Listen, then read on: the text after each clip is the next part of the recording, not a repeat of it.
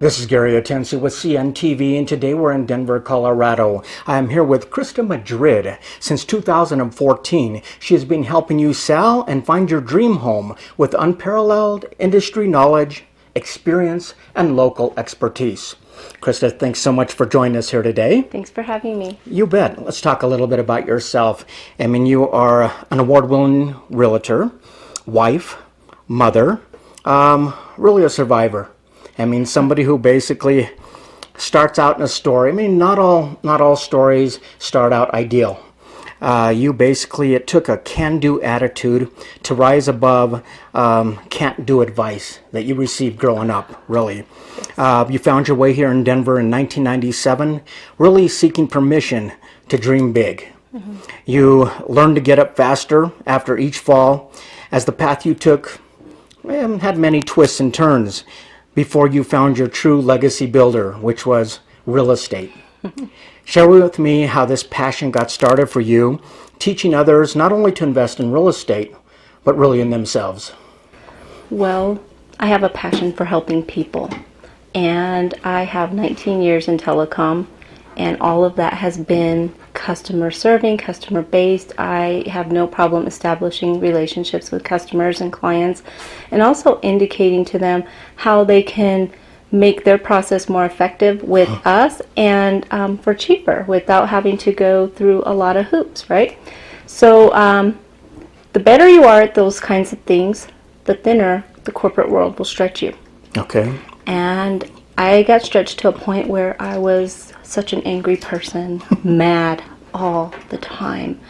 You kind of let yourself go, you let your attitude go, and anything that comes out of your mouth just goes too. It's just, I would look in the mirror and decide this is not who I like. I don't like that person, and this is not who I want to be. And with a little bit of persuasion from my husband, he said, let's get you into real estate. It's something that you showed an interest in earlier in our relationship, so let's get you into real estate. So we did. I put in my notice one day, and let me tell you, the weight just lifted. I haven't looked back. The rest is history, the as they rest say. is history. When I got into the real estate world, my mentors told me what to do, how to do it. Who am I to reinvent the wheel? I just did what they said to do, and my first year in real estate, I wound up being Rookie of the Year. That is exciting. I mean, really, for over 2 decades, you have lived through the ups and downs of the real estate market in Denver. Why the focus on real estate? Why is that still such a powerful vehicle for people to invest? Well, I'm lucky. It's a powerful vehicle to invest because regardless of what the economy looks like, real estate will always give you your best return on investment. Always. There are other things that will also, but real estate's the biggest payback. It's better than the lottery. Yeah. It really is. Right. Plus, you're investing in yourself, and a lot of people don't know that. Again, that's where my passion to help people comes in. I love helping people. So when somebody calls me and we talk about buying a house, they always have it in their mind that this is the for now house, that they're going to sell it in a few years and buy something else. Especially now, everything's so expensive, and what used to be the entry-level price for a house is now the entry-level price for a condo. So what I'm doing is giving them the education, telling them I'm probably going to try to talk you out of selling this home or this condo or property, and I'm going to basically have you hang on to it and use the equity as your leverage to make your next purchase. That is exciting. I mean, you're really able to help anyone out there who's buying or selling, be it a first-time buyer all the way to a seasoned investor, but you're also a certified military relocation specialist. How do the needs of our military differ versus the average citizen? Well, they're on time constraints. They have orders to sell, to move. They have orders to move here. It's not just the one person I'm dealing with, it's a family. And most of the time, we are looking for the best dollar price point for them. And what that means, the most house for their money. Okay. They don't want to buy a house and have to spend years fixing it up. What they want is something that's turnkey ready. And with the idea that they're only going to live here between 3 to 5 years. Okay, so kind of a whole different compared to a long-term vision, kind of a shorter vision as well. I mean, if we have a homeowner out there who's basically thinking of selling, why is right now maybe a good time because of our current inventory? Well, now is a good time. Inventory is low. It is a seller's market, and buyers are competing for that. This particular time of year, interest rates have just gone up.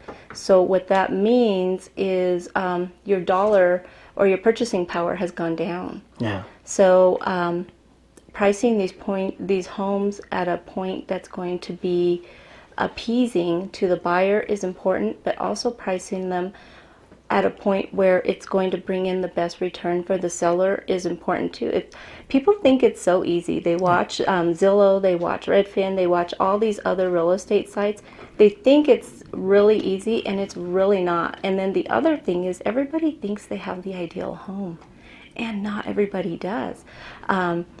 Pets, for example, I know a lot of people, I have to, when I'm showing them a home, I have to call ahead of time to see if there are cats in the home. They're allergic. Yep. They're deathly allergic. They can't be in the home, so we might as well mark those off the list. Smokers are another one. They want the top dollar for their home. That smoking really diminishes your value.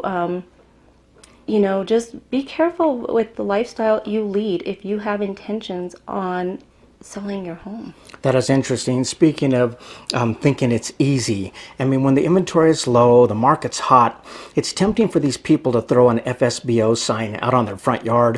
Why is that not a very wise decision? And why is it more important than ever for these people to have a professional in their corner, especially when it comes to marketing that home? Well, for sale by owner, they don't, unless they've been in real estate before. Yeah. I don't care if you've sold 5 houses. The market changes year over year over year. They don't have somebody in their corner to represent their wants and needs. So if I'm bringing a buyer to a for sale by owner and I'm going to negotiate for my buyer, this for sale by owner immediately puts up a guard. They think we're attacking them. And that's not the case. And they would know that if they had somebody on their Representing side. them. Yeah. It always pays to go with professional. I mean, that's what I understand is the fact that you think you're saving a penny and you end up losing $1, always that way. I mean, basically the professional knows the market. Are you able to help some of these people, not only selling it, but really even making sure the right price is on that home, making sure it's not too high, not too low, so that they get the best return on their dollar, probably the quickest possible time? Even representing buyers, if there's a home that they are interested in submitting an offer for, I always run a CMA, a comparable market analysis, to make sure that home is priced properly. If it's priced too low, we can come in a little bit higher and look attractive. If it's priced too high, I have done this before. I've sent the CMA over with my offer explaining why we are offering lower than asking, and we got accepted because I educated the other agent. That's the other thing. You can't assume all agents are going to do the job you hire them to do. Sometimes it takes the agent on the other side of the table to validate the process. I mean, you're able to go in and really walk through a home. You're able to help them see what maybe the buyer's agent is going to see. Is that important when you're staging a home and getting it ready to sell? That is so important. Decluttering is huge. Adding more items where the house looks too spacious. For example, somebody, a bachelor is a great example. They move in, they throw a chair in the corner, they throw a bed in the room, they call it done. We need a little bit more, because what we're doing is we're selling on a possibility. We're not just selling a home, we're selling the possibility of what that home can be to anybody walking through it. And the opposite as well. Some people Opposite as clutter up well. a house and We you have have to to go through and clean it up. Declutter, yeah. And if they're not listening to me, I bring in a stager and they listen to the professional. It works great. Obviously, you're utilizing technology. You have the MLS right there accessible on your website. You're able to use social media.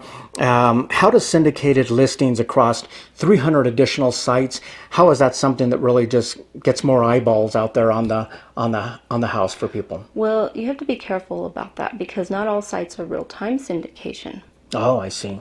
Sometimes I get inquiries, hey, I found this on this website. By the time I look it up, which is almost instantly, it's gone. they're just seeing it and it's gone because the syndication is not real time. If you're going to use other websites, which I don't discourage at all, Yeah. I highly encourage reviewing what their real time looks like. Are they updated every 30 minutes, every hour, twice a day, every morning? What's the situation? That way you're not getting old news and you're not getting upset with me or whoever your realtor is that you're getting nothing but old inventory. Everything you're interested in is gone. That is interesting. Yeah, it wasn't updated. I mean, the skill of listening, that's obviously something you've gotten very good at. Realizing that one size does not fit all when it comes to your clients. Do you enjoy getting to know them? I love getting to know them. A lot of people who have systems set up, people being realtors, those systems don't work for everybody. Where you get a cup this week, a cutting board that week, etc.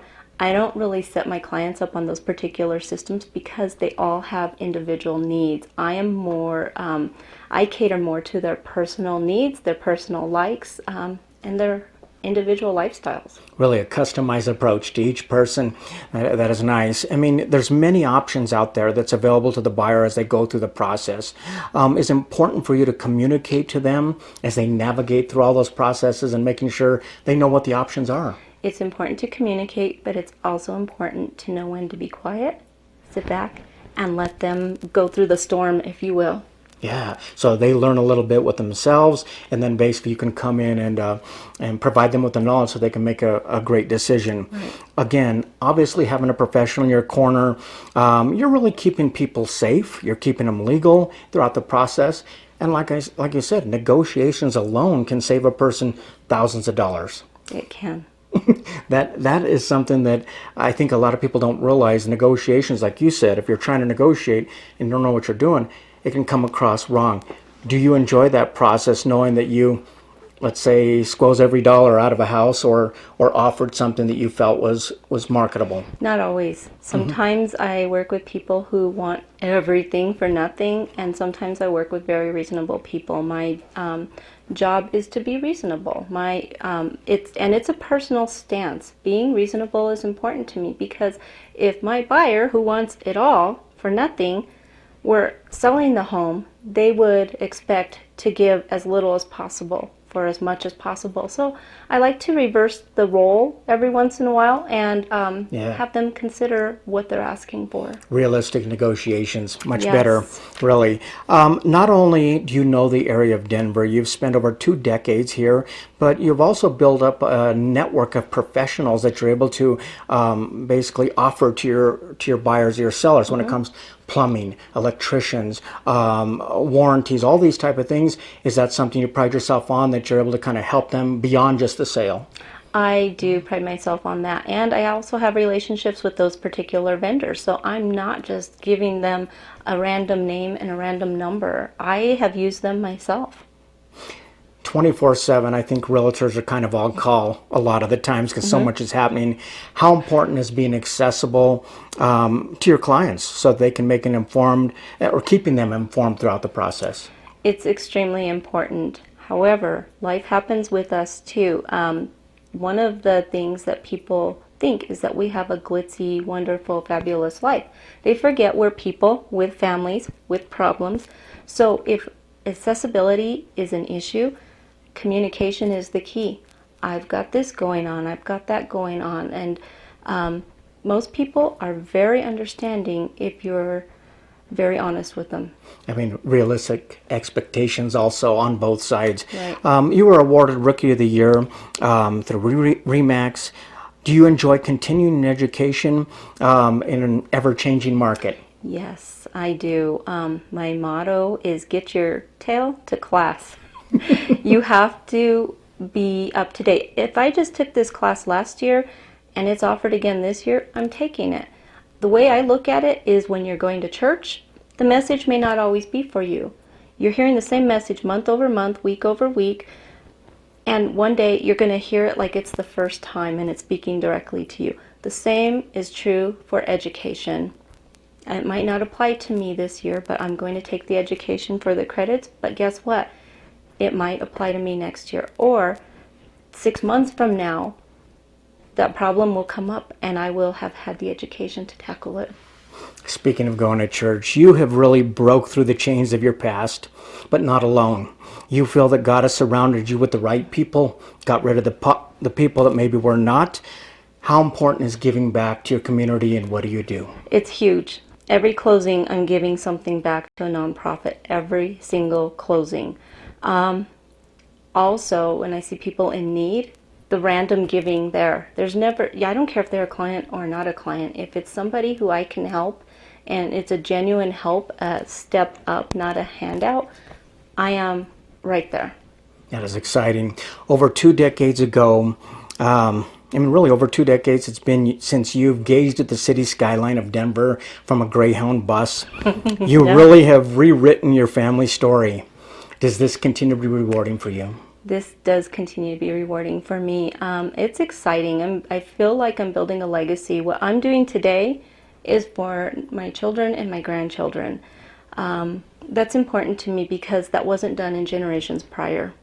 Exactly. Rewriting that story, which is exciting. Viewers, let's take a look at the bottom of the screen right there. What you're going to see is the website. On the website, obviously, you can check out the featured listings, past listings, recent. This is basically a person who can walk you through the steps of what it takes to sell or possibly buy.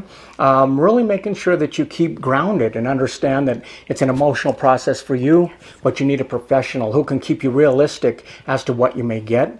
Once you're able to do that, you're going to be glad because of the fact that you're going to find the home that you love. Once again, that is Christa Madrid since 2014. Not just buying or selling, but she is shopping for your future or moving you towards your future. This is Gary Atencio with CNTV. And if you don't know, now you know.